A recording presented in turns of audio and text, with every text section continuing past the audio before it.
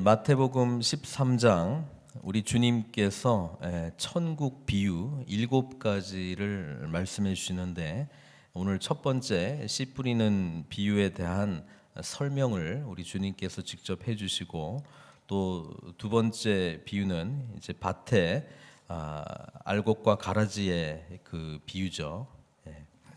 그래서 첫 번째 씨 뿌리는 비유에 대해서 우리 주님께서 설명을 해주시는데 내용은 이렇습니다. 이 씨는 말씀이죠. 씨는 이제 말씀이고 네 가지 이 말씀에 대한 반응에 대해서 돌밭 또 길가 돌밭 가시떨기가 있는 곳 그리고 이제 좋은 땅에 뿌려진 네 가지 반응에 대해서 말씀하고 있습니다. 그런데 이게 이제 천국 비유란 말이죠. 천국이 뭐냐? 천국은 하나님의 말씀, 이 복음의 말씀에 반응하는 자들의 것이라는 거예요. 그래서 우리 올해도 이제 우리 교회 표가 부르심에 이제 응답하는 교회로 우리가 함께 나가고 있습니다만은 언제나 이 신앙생활은 말씀에 대해서 어떻게 반응하느냐 거기에 천국을 누리면서 살아갈 수 있느냐 없느냐가 결정된다는 것입니다. 하나님의 말씀을 받는 이 길가에 뿌려진 자들은 전혀 이 말씀에 대해서 저는 완전히 이제 닫힌 자들을 이야기를 하겠죠. 거기에 말씀에 대해서 깨닫지 못할 때에 이 열매가 내려지지 못한다는 것입니다. 돌밭에 뿌려진 사람의 특징은 말씀을 듣고 감정적인 반응이 있습니다. 기뻐한다는 거예요. 근데 뭐예요? 뿌리가 없기 때문에 실행할 수 있는 능력이 없다는 겁니다. 그래서 말씀에 대해서는 참 좋은 말씀이구나. 우리 주일날에도 나사렛 고향에 있는 그 백성들이 예수님의 말씀을 듣고 아주 놀라워하면서 말씀에 대해서 참 좋구나 이렇게 반응하지 않았습니까? 그러나 뭐예요? 행할 수 있는 능력이 없다는 겁니다. 그래서 사실은 여기에서는 더 기쁜 말씀, 더 놀라운 말씀을 듣는 것에 집중해야 되는 게 문제가 아니고 이 말씀, 작은 말씀이라도 내 삶 속에서 어떻게 실천할 것인가에 대해서 집중하는 노력이 필요하다는 거예요. 근데 대부분 나는 말씀을 듣고 참 기뻤으니까 더 좋은 말씀, 더 많은 말씀을 많이 듣고 많이 기뻐하면 늘 기뻐하는 삶을 살겠구나 이렇게 우리가 생각할 수 있습니다만은 아닙니다.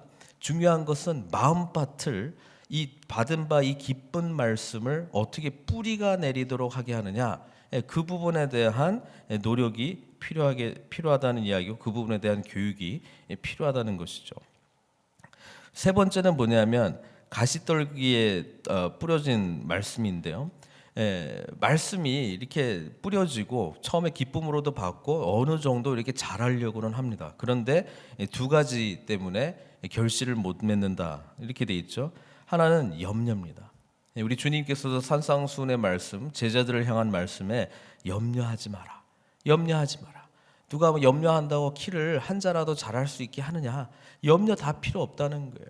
염려한다고 뭐 바뀌는 것도 없다는 거예요. 그러니까 하늘에 계신 너희 아버지께 의지하고 맡기라는 거예요. 염려 자체가 우리한테 도움이 되는 것은 하나도 없다는 것입니다. 오히려 할 수 있는 영역이 무엇인지를 알고 나머지 부분은 전적으로 하나님께 의지하는 제자의 마음이 오히려 필요하다는 것입니다. 또 하나는 이 하나님의 나라 백성으로서 살아가는 하나님을 절대적으로 의지하며 살아가는 것과 특별히 아마 모든 우리 신앙인들도 마찬가지입니다. 이 세상의 이 재물의 유혹 그거죠.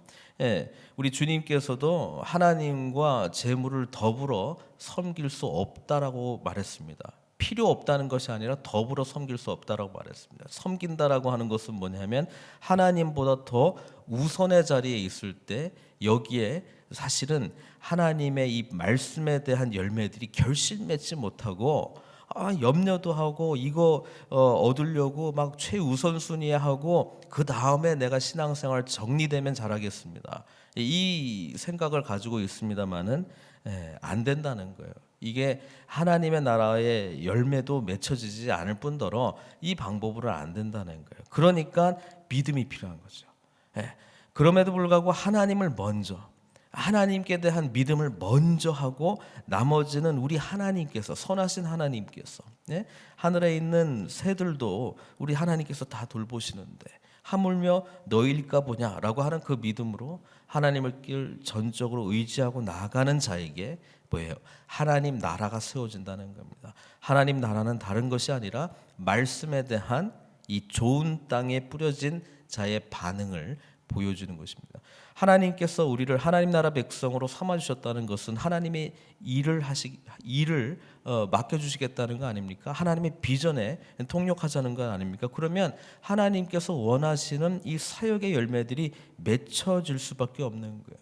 그런데 우리가 마음이 돌밭이 되어서 또는 세상의 염려와 재물 때문에 이 하나님의 선하신 열매들이 30배, 60배, 100배의 결실을 맺지 못하는 그런 반응하는 자의 모습에 따라서 이 천국이 강력하게 임할 거냐, 아니면 아예 임하지 못하고 천국의 맛도 못 보고 그렇게 살 거냐, 아니면 말씀은 참 좋다 이렇게는 하는데 반복적으로 뿌리가 내지 못하는 삶을 살 거냐, 아니면 염려와 하나님보다 더 우선시되는 거를 이걸 쫓아가면서 그렇게 살 거냐, 그런 말씀에 대한 어떠한 반응을 가지고 이 천국 백성다운 삶을 살 것인가에 대한 비유의 말씀을 주신 거예요. 두 번째, 알곡과 가라지의 비유는 좋은 씨를 밭에 뿌렸는데 원수가 와가지고 이 좋은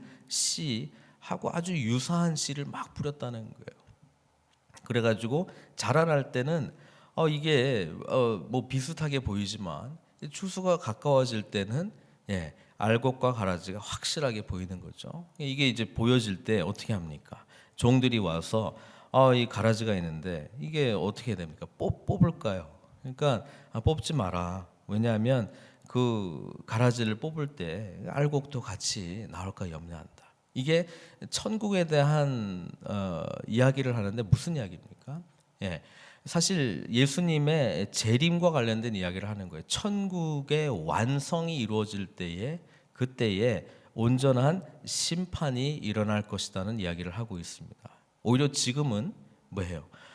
우리가 보기에는 하나님께서 오셔서 바로 악한 자들을 싸그리 그냥 심판해 주시고 의로운 자, 하나님이 보시기에 선한 자들과 함께 그냥 같이 가면 되지 않겠습니까? 이렇게 생각할 수도 있습니다만은 우리 그 누가복음 본문에 우리 주님께서 회당에 들어가셔서 뭐예요? 은혜의 해를 선포하셨지만 보복의 날, 하나님의 그 보복의 날은 말씀하시지 않은 이유도 이 가라지와 알곡에 비유하고 같은 것이죠. 지금은 은혜의 때라는 거예요. 지금은 하나님의 은혜의 복음이 온전히 전해져야 될 때이기 때문에 악한 자들이 와서 뿌린 이 씨앗에 대해서 가라지가 자랄지언정 뭐예요? 같이 간다라고 하는 이야기를 해주고 있는 거예요. 그러니까 천국의 완성을 향해서 우리가 나아가고 있는데 천국이 온전히 임하는 그 완성의 날을 우리가 예수님의 재림과 함께 보고 있는데요. 그때는 온전한 심판이 있을 것이다. 그러나 지금은 뭐예요? 우리 이 알곡에 자라나고 있는 과정 가운데도 이 가라지들이 여전히 존재하고 있다는 그런 현실적인 이야기를 우리 주님께서 해주고 있는 것입니다. 또 하나는 그럼에도 불구하고 이 주인 우리 주님을 말씀하고 있는 거 아니겠습니까? 우리가 뽑을까요? 이 가라지를 다 뽑을까요? 근데 주인은 내버려 두라라고 이야기를 하고 있습니다. 지금은 제자의 마음은 저기는 완전히 가라지 종류가 뻔한데 우리가 가서 뽑아야 되지 않겠습니까? 라고 하는데 그 책임은 우리 주님께서 할 것이기 때문에 알곡, 이 제자의 삶을 살고 천국을 소망하는 자의 삶을 사는 자는 온전히 알곡다운 삶을 사는 데에 집중하라는 겁니다. 그런 것이 천국을 향해서 나아가는 우리의 자세가 되어야 된다는 말씀입니다. 오늘 이 두 가지 비유를 통해서 하나님께서는 우리들에게 무엇을 원하고 있습니까? 말씀에 대한 온전한 반응입니다. 좋은 밭의 반응을 우리 하나님께서 찾고 계시다는 것이고, 또 하나는 알곡으로서의 삶을 온전히 살아갈 수 있도록 주님과 나와의 관계 속에서 깊이 나아가라라고 하는 것입니다.